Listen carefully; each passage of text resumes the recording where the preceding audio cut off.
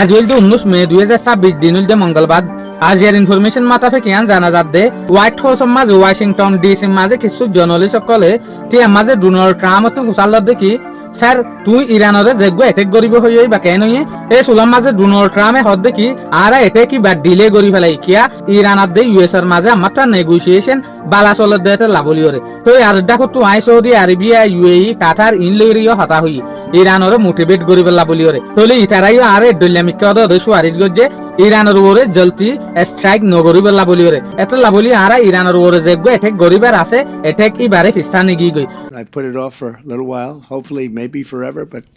possibly for a little while, because we've had very big discussions with Iran,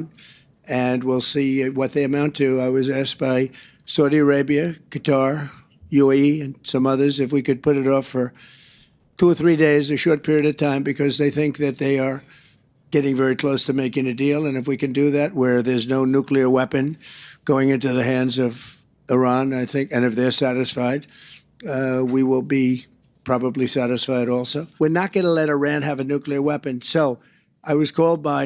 these 3 countries plus others, and they're dealing directly with our people and right now Iran.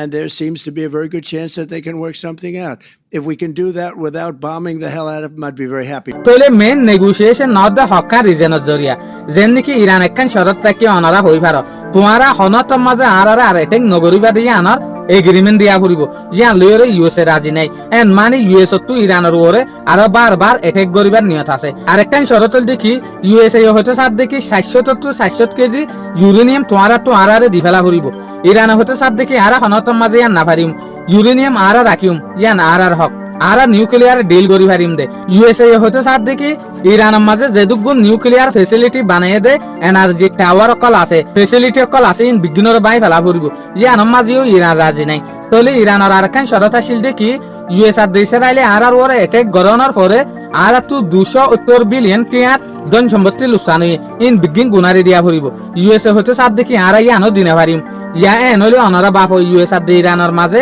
Negotiation কেন করি হইতো এটা lovely ওরে ইতারা দুনি দেশের negotiation fail যাত দে আর দেখো তুই ইরানে হয়তো সাত দেখি স্টেট অফ হরমুজ ওরে আর কন্ট্রোল করিম ইভেন স্টেট অফ হরমুজ বাদে যে হদিন ইন্টারনেটের কেবল আছে